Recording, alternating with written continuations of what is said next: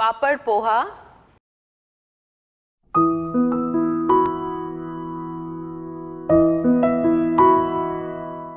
Welcome to Sanjeev Kapoor Khazana. I'm Jyotsna and today I'm going to show you a recipe that's called Papad poha. It's my aunt's recipe and it's a very easy, quick, yet very tasty. This Papad poha was my diet when I was expecting. Not that it's really healthy, but it's got a little tangy taste to it.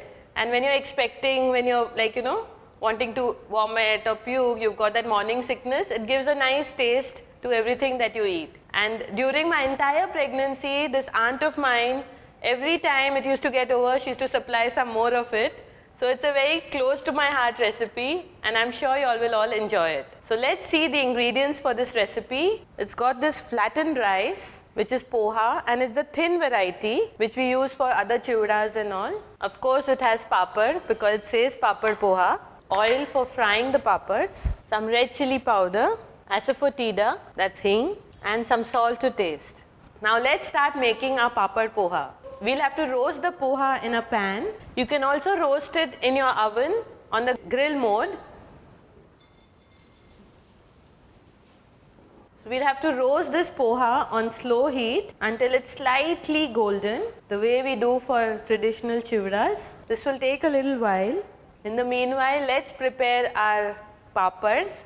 They need to be fried because this recipe can be stored in an airtight container for quite a few days, and the frying will help it keep this recipe for a longer time. Also, we don't need to add any other oil besides this oil that has been fried. While the poha is being roasted, we'll fry the papads now.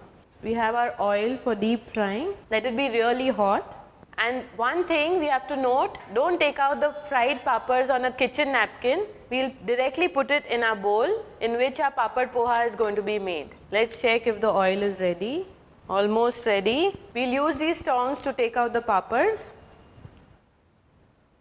We directly take it out in a bowl in which our poha is going to be added. So a little bit of oil can seep into this bowl. Papads is a big favorite amongst most children also and adults too. And in India, this papad has lots of significance in different cultures. You can try it out with roasting them also. Only thing, you'll have to add a little bit of oil from the top. We end up eating all these dried snacks from outside. We don't know what kind of oil they use. This, of course, we are sure of. So I'm sure this fried papads won't harm too much. These papads seem a lot, but when they are crushed, they become very less. If you like it spicy, you can use the spicy papads also.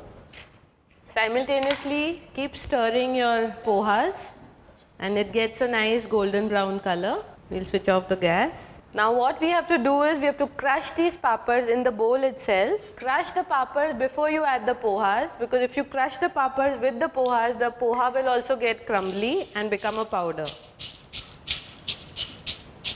You can use our hands here. It's a very easy recipe but still very tasty. Papads, as you can see, have become very less. As I told you, once they are crushed, they don't look too many. Here we'll add our pohas now, which have been roasted.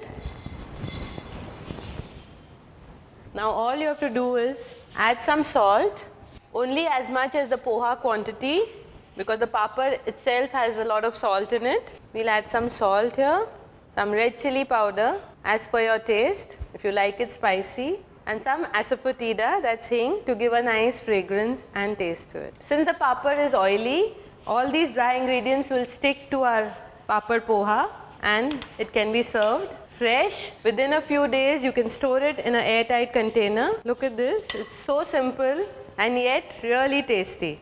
I'm sure your children are going to love it. Adults too will enjoy the tangy taste. Now our papad poha is ready to be served.